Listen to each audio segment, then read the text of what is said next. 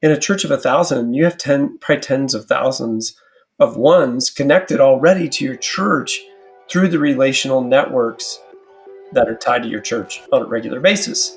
So that's a wake-up call.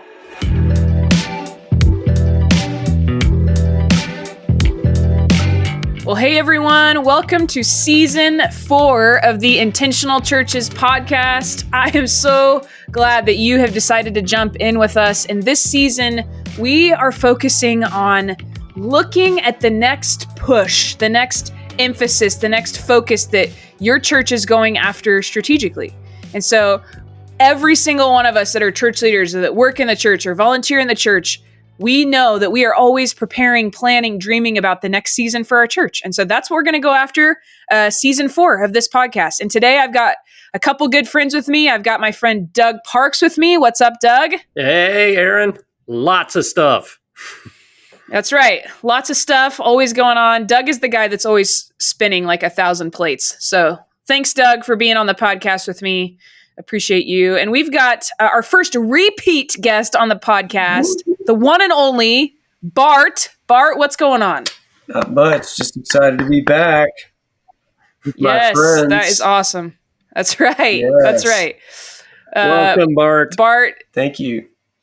Yes, thanks for jumping in with us. If you haven't heard the previous episode with Bart, he was on an episode a couple seasons ago. So I believe that was in season 2. So you should go back and check that out. But Bart, so glad you're here.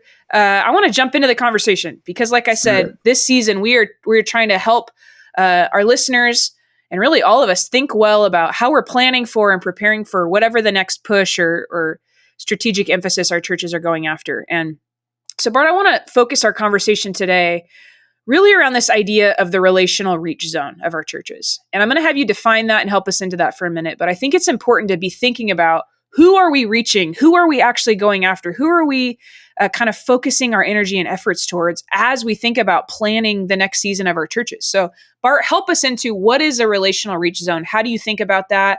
How does a church even know what their relational reach zone is? Yeah. Well, it's a key concept we came up with a while back. I think all the stuff that we try to teach to churches are really to ultimately be a practical framework to help you understand what church is really about, kind of make it make sense. So Doug and I, over the years, realized church is really just about relationships and spiritual transformation. But yet there's this like geographical reality to it. You know, Paul got on boats and went places, and other missionaries did for a reason. But there's a spiritual reality to it, and there's a relational reality to it. So when you add all of that up, that really starts to define kind of your potential footprint for impact in the church. And it's really important and simple to understand. I think we overcomplicate things sometimes in church. So the relational reach zone is really just from an organizational perspective, although I do believe, and we can talk about this, you can ask me questions, we have a personal relational reach zone as well. Mm-hmm. The organizational reach zone is kind of defined by geographical boundaries, the spiritual battle that's going on in those geographical boundaries, and then the relationships that are tied together that are connected to you and your church. So that's really the concept. And we have this little drawing with stick figures on it that kind of represents it and just to make it come alive. But that's the general idea. Does that kind of make sense? Yeah, that's great.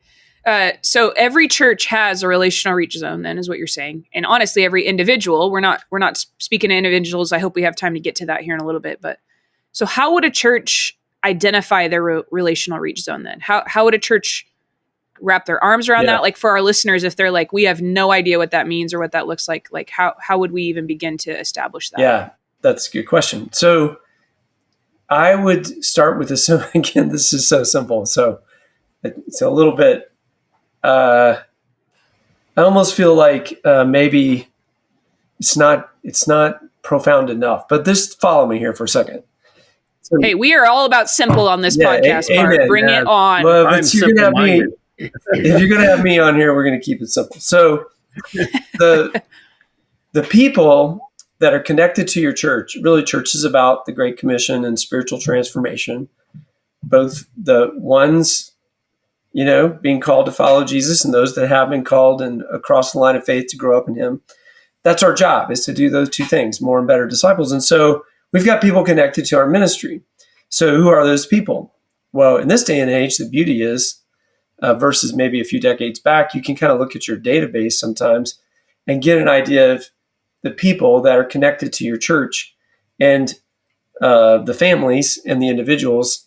And at the end of the day, not everybody shows up every week. So just by looking at something like your kids' check-in numbers and how often families show up, you can start to create an idea of how many families or people are connected to your church. And you can also get a sense of the frequency that those families are showing up. So if we create a rule, like let's say if a family was there once a month and we studied our kids' check-in numbers, that was our rule. And we looked across our church database and we said, people that are going to be regular attenders at our church are showing up once a month, which, by the way, that might be shocking to church leaders. That's probably what a regular attender is these days, someone that shows up about once or twice a month. And then we look at our average weekend attendance of everyone counted once, which is how Doug and I have said you should count everybody that's there one time. That would be awesome. That's a really simple, good way to count. If you could get a handle on how many people are at your church on a given weekend and how frequently the bigger audience is showing up, you can come up with a sense of the relationships that are tied to your church. So in a church that's averaging 500 on a given weekend, adults and kids and students, you might be able to multiply that by 2 or even 3 times and know that that's actually the size of the relational footprint or spiritual connections that you have that are looking at your church for leadership and spiritual guidance. And so I think a church of 500 is likely practically has a relational beginning point of those that are connected to that church of about 1,500 people. So it's kind of a big wake-up call as a way to get at, what is the real relational size or footprint of my church? So again, hopefully you tracked. You can look at a frequency through kids check-in. You can look at your average weekend attendance. And if you don't have any of that figured, I would just double or triple the size of your average worship experience. And that's probably the beginning point of your relationships tied to your church.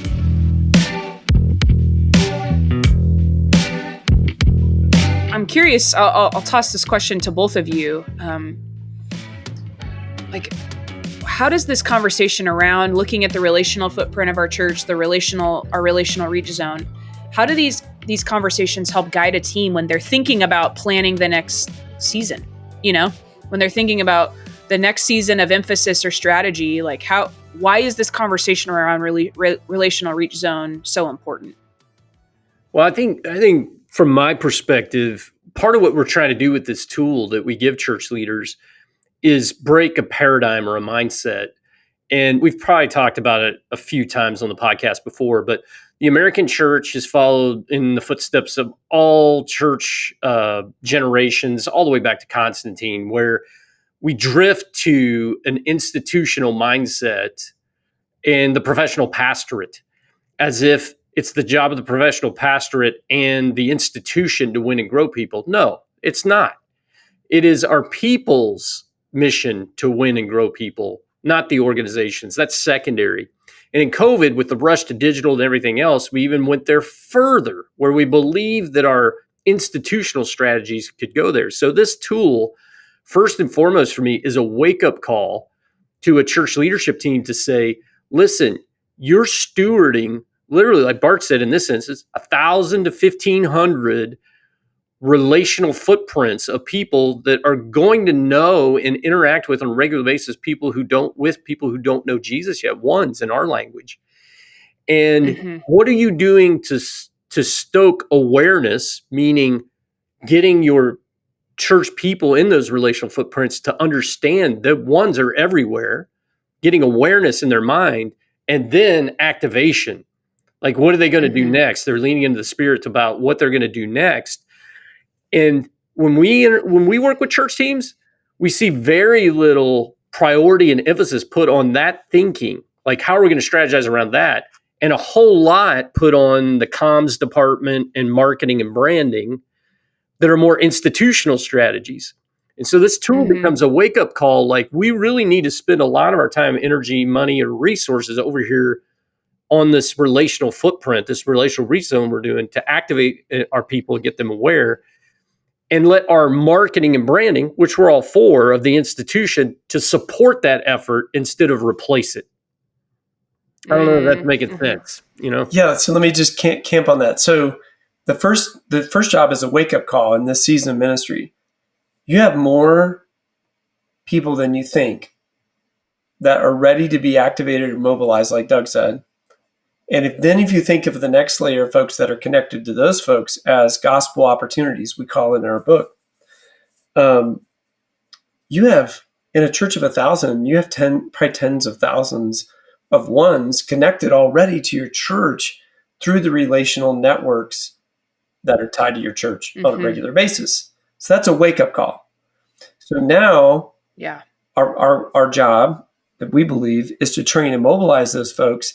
It starts to give a sense of the scale of the effort, the potential that should fill your heart, but also change your idea of the measures, if you would, of success when it comes to reaching people and inviting people, say, to church, or more importantly, into relationship.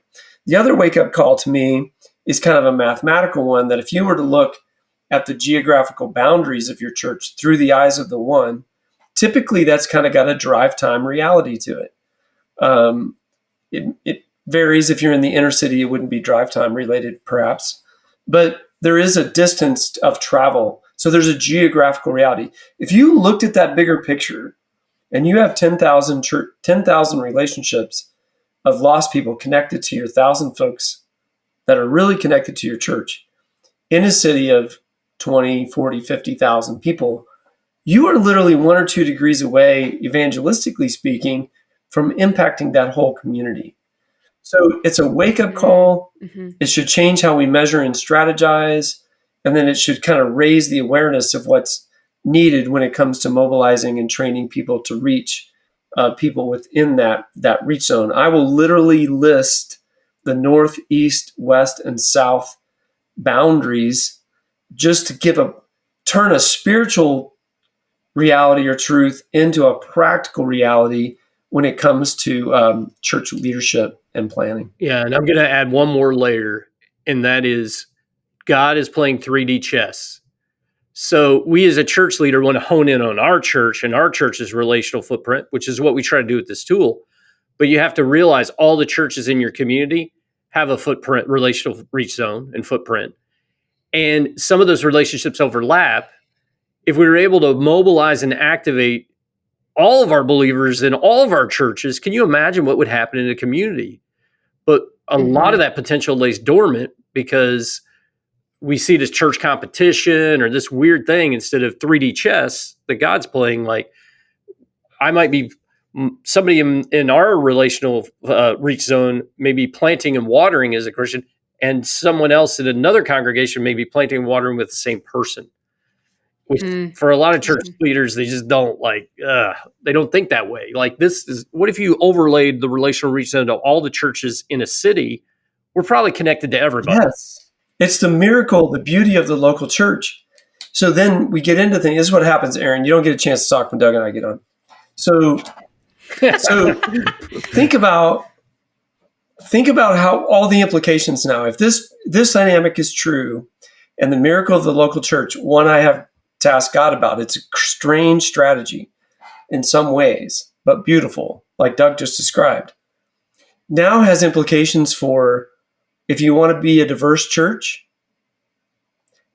then reach people in a diverse community.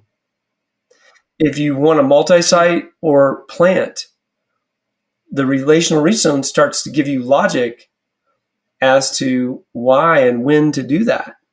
We can talk about any of these things if you want. Also, if I'm trying to build a one-aware filter and my reach zone is my 55-year-old community up the hill here in Vegas, and that's my reach zone, then it informs my one aware filter I use when it comes to church strategy and the design of the Great Commission engine. So there's all of this reality that starts to then flood in as we understand these practical yet spiritual dynamics. So, yeah, that's really good. Thanks for helping us into that. I want to back us into kind of the direction of the season 4 here, which is as we think about the next season, then you both have alluded to it. So let's say, for example, we were planning a fall push. Everybody's coming back from summer vacations and school and back to school, all those things. How would thinking about the relational reach zone, give us some practical examples of how that would affect strategy and planning for a next season in a church? Let's get super practical to just give our listeners some concrete examples of how this really starts to change and affect the way we plan and strategize. Yeah, I think I would start with, if I were being really pragmatic, the only way I know of to raise one awareness without shaming is to practically, you can always shame. This is what the church has done a lot. Let's not do that. People into firing up. But this idea of one awareness, creating one awareness in our people, which I believe is the first step. You can do something as simple as carving out time in a service, maybe in groups or whatever, where you give 2 minutes. I've done this many times, 2 minutes, and have people just write a list of every person they know in their relational network that doesn't currently follow Jesus. Some of them they may not know, that's fine. But just that alone, where you're writing down a name of flesh and blood, and it's not this theoretical exercise. This is real life.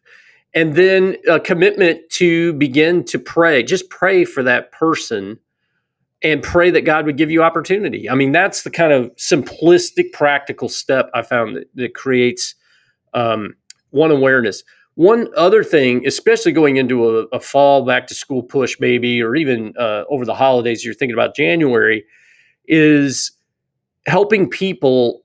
This phrase has become very common and is in a lot of church mission statements now, but helping them think about where they live, work, and play in these kind of domains of life. So I remember times in my life where I was when club sports for kids and doing sports on Sunday was like this irritant to church leaders. We were all like, how could they do this to us? Instead of saying, oh, wow, we had a whole bunch of parents who travel together with absolutely nothing to do but probably, do something at the cooler on a lawn chair, and here's this glorious opportunity that the church, instead of seeing it as a downside, how do we think about getting our people aware there at those sports fields or whatever? That's how our mentality needs to shift going into a prep for a seasonal push like we're talking about. Mm-hmm. Bart, what would you add to that? The only thing he made me think about was how that it's time. I think once a year is probably the right time to basically, for leadership, to get in a room and look at the relational reach zone and some of the dynamics that are going on in it that are unique to that particular season. So those dynamics can take on issues that are arising in the community that become opportunities to mobilize people into service in the community. But then more importantly, you can also redefine a little bit on a seasonal basis at least look at the one aware lens that you're using to design church strategy within the Great Commission engine. And on an annual basis, do a little audit, a one aware audit. And I would do this before things kick in after Labor Day. If it were typical school year, some communities don't have a year-round school. If you did, you could do it when school's kicking in, right before, month before, and you put glasses on the way that Doug has a pair of glasses on, and you just do a little audit through the lens of the one. And you just look at everything from coming onto the property to your usher, greeter, interactions through your engagement pathway, certainly planning content with the one in mind during that season, tuning up your children's ministry, because a lot of young families are typically in our one aware lens, thinking like tuning up children's ministry areas, and just shaping things up at least once a year with those glasses on. And the way you do that, the logic we would say is you go out to the reach zone and you discern again, do we have the prescription of our one aware lenses right? And if so, then let's put those on and look at everything we do, because obviously those big seasons are moments when people are really spiritually open and ready to come back to church. So that's another practical idea.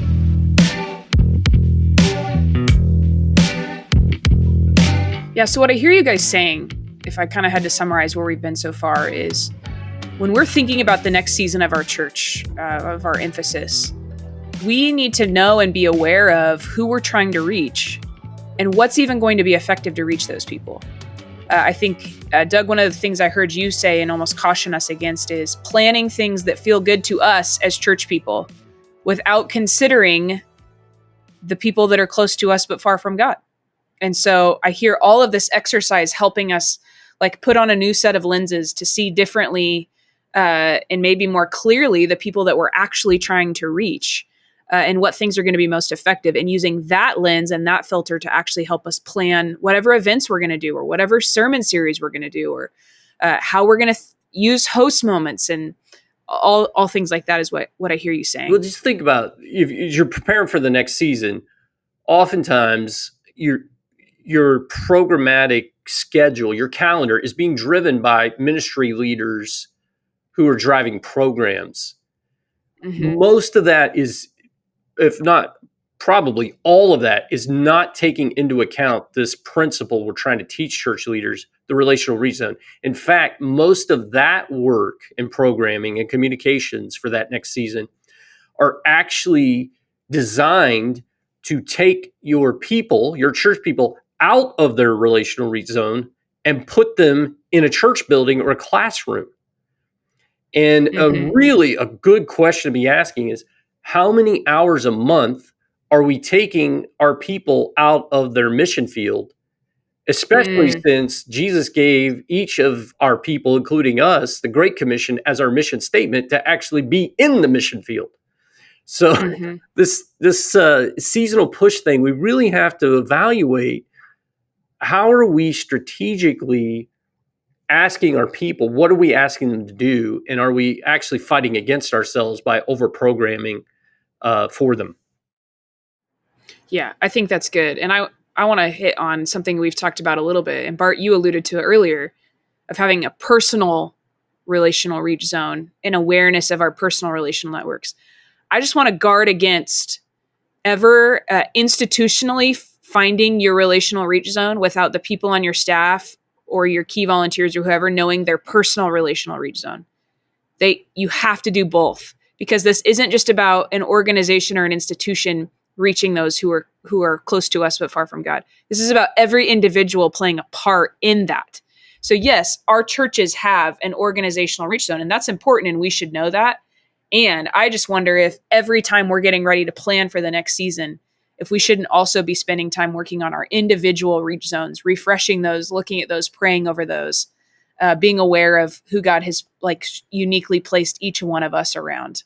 Bart, do you have anything to add to that, just on the individual relational reach zone?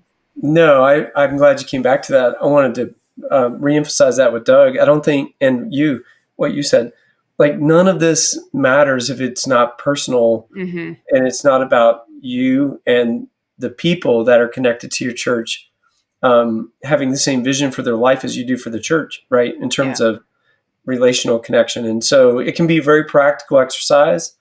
Like Doug said, he kind of gave a vision for it where you literally could take a sheet of paper and list those that are connected to you. I had one friend, one of our coaches, not only do the exercise of what are the names connected to me that don't know Jesus, whether that's family, where you live, work, and play type environments, but then also putting a star next to those that are actually connected to you that are believers that could do the same exercise, and together you could be praying for folks, and even maybe, I don't know, use the word strategizing, but at least you could be joining together in community to reach people.